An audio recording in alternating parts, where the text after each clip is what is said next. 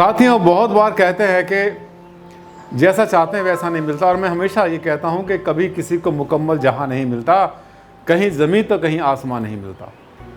बहुत बार ऐसा देखा है, जो कच्ची कॉलोनी होती हैं या जैसे कॉलोनाइज़र बनाते हैं शहर से बाहर, या जो अप्रूव्ड प्लॉट नहीं होते बहुत बार, या किसी भी अप्रूव्ड कॉलोनी या किसी भी अथॉरिटी का जो लास्ट का प्लॉट होता है, आखिर का प्लॉट, इधर का भी या इधर का भी, या दोनों तरफ के या दोनों में से एक, ये आम तौर पे हमने घटे बड़े देखे हैं। होता क्या है कि जो सड़कें पहले बनी होती हैं, गलियां बनी हुई हैं, पहले से चक रोड बने हुए थे, जब गांव था वहां बसा हुआ, और वही गवर्नमेंट के पेपर में आए हुए हैं सबके सब, तो उसी के हिसाब से सड़कें बन जाती हैं। तो निश्चित रूप से जो आखिर का प्लॉट होगा या पहला प्लॉट होगा वो घटा बड़ा जरूर होगा। और कभी कभी क्या होता है कि जो प्लॉट अच्छा ना हो, जिसकी शेप खराब हो, जहां जगह खराब होने के चांसेस होते हैं, वहां पर आमतौर पर जो बिल्डर होते हैं वो भी कह देते हैं और वास्तुशास्त्री भी कह देते हैं कि इस प्लॉट को बदल दो, मत लो, क्योंकि इसमें आपकी जगह बहुत सारी खराब जाएगी। जगह को तो छोड़ो, वास्तु क्या करेगा, आज हम इस पर भी चर्चा करेंगे। अगर आपका प्लॉट चारों भुजाएं बराबर नहीं है, घटी हैं, बड़ी हैं, आगे से पीछे से, और आप खुश हो रहे हैं कि गौमुखा है, तो हो सकता है ये वीडियो आपकी आंखें खोलने वाला बन जाए।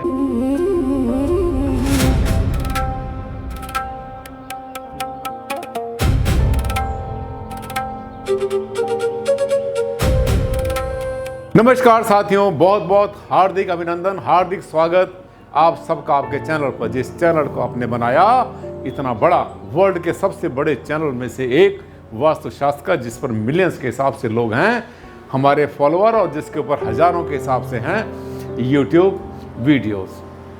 आज हम बात करने वाले एक बड़े सेंसिटिव टॉपिक के बारे में। हो सकता है ये घटना आपके साथ भी घट रही हो और आप तरह तरह के जुगाड़ लगा रहे हो, कॉम्बिनेशन परम्यूटेशन देख रहे हो कि ऐसे कर ले और वैसे कर ले, इसको छोड़ दें, कोने को बेच दें, यहाँ पर बाहर स्टैंड बना दें। ऐसी बातें आपके मन में बहुत सारी आ रही होंगी। अगर आपका प्लॉट घटा बढ़ा हुआ है और भुजाएं उसकी बराबर नहीं है, दोनों साइडें बराबर होनी चाहिए, आगे पीछे की बराबर होनी चाहिए, और एक सबसे बड़ी कंडीशन, चारों कोने दुनिया में होने चाहिए 90 डिग्री पर होने चाहिए, और दोनों के दोनों डायगोनल जो है ये दोनों बराबर होने चाहिए। तब जाकर के वास्तु के हिसाब से एनर्जी का फ्लो, ऊर्जाओं का जो उसमें चलने का तरीका है वो बैलेंस होकर चलता है।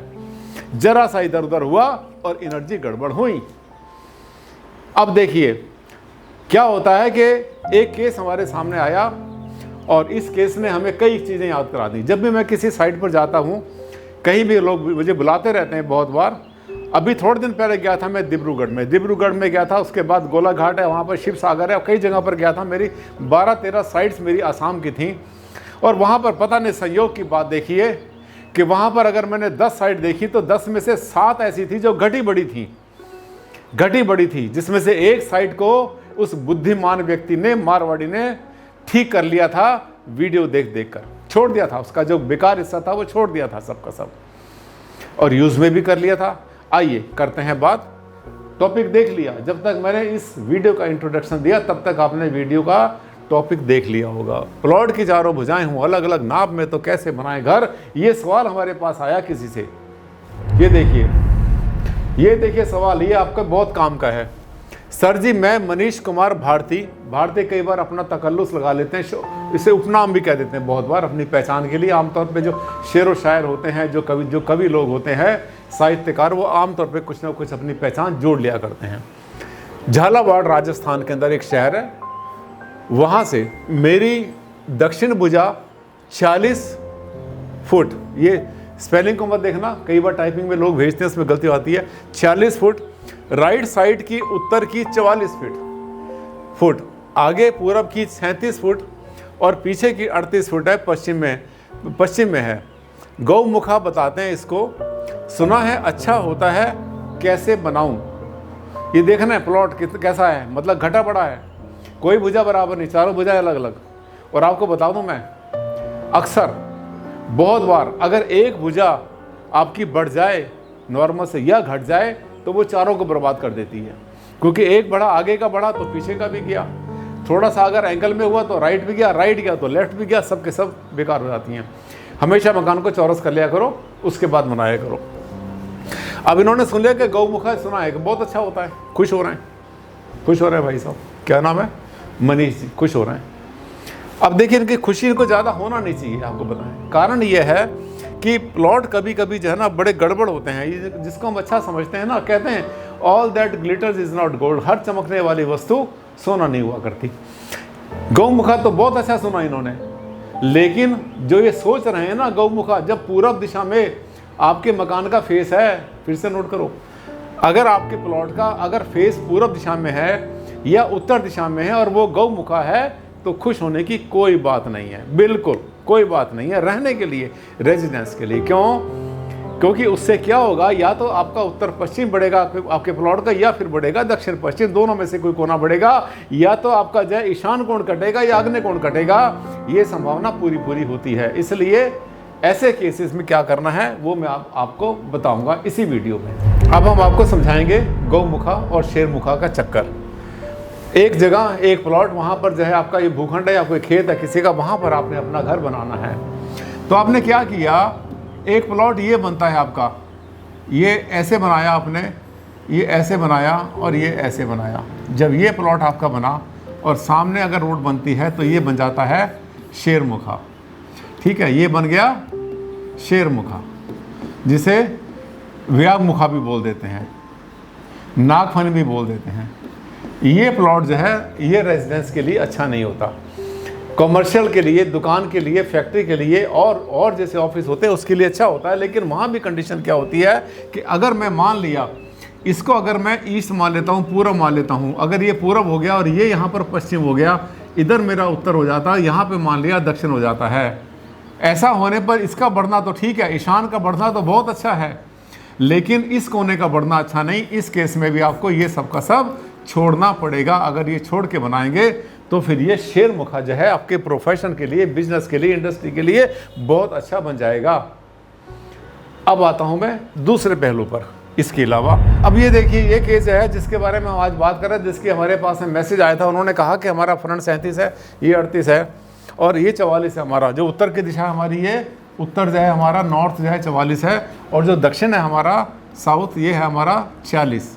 अब देखिए इसका मतलब क्या है कि ये भुजा इसकी बड़ी हुई है, ये देख रहे हैं, ये पूरी की पूरी भुजा इसकी बड़ी हुई है यहाँ तक, और यहाँ जाने के बाद में इसका ऐसे बना, यानी ये जो कोण बन जाता है ये 90 डिग्री से प्लस गया, इसे कहते हैं ऑब्ट्यूज एंगल। और ये वाला बन जाता है हमारा 90 डिग्री से कम, 90 डिग्री से कम, इसे कहते हैं एक्यूट एंगल। ये एक्यूट एंगल बनता है। ये सारे एंगल, इसमें से कोई भी एंगल 90 डिग्री का नहीं है। तो इन्हें क्या करना चाहिए, सबसे अच्छी सलाह, पहले खुश ना हो। ऐसे जो गौमुखे होते हैं, शेरमुखे होते हैं, इसके ऊपर बहुत सारे क्वेश्चन मार्क होते हैं। अगर आपने ऐसा प्लॉट ले लिया है, आपका इंडस्ट्री का है, घर का है, फैक्ट्री का, कहीं का भी, तो आपको 100%, मैंने कितना बोला, 100% आपको एक वास्तुशास्त्री को इन्वॉल्व करना चाहिए। पहले नक्शे पर, फिर उसके बाद मौके पर, मौके के बाद में आपको जो है फिजिकली वहाँ पर ठीक कराएं, और ठीक कराने में आपकी जगह को बर्बाद भी ना करें और प्लॉट आपका सीधा हो जाए। तो इस केस में क्या करना होगा इनको, ये देखिए, इनको रोड के ऊपर जगह अपनी ये खाली छोड़नी है, यानी ये जो बनेगा ये पूरा का पूरा सड़क का हिस्सा बन जाएगा। जब इसको छोड़ेंगे तो ये इनका 90 डिग्री बन जाएगा, ये वाला भी इनका 90 डिग्री बन जाएगा, दोनों के दोनों बन गए 90 डिग्री।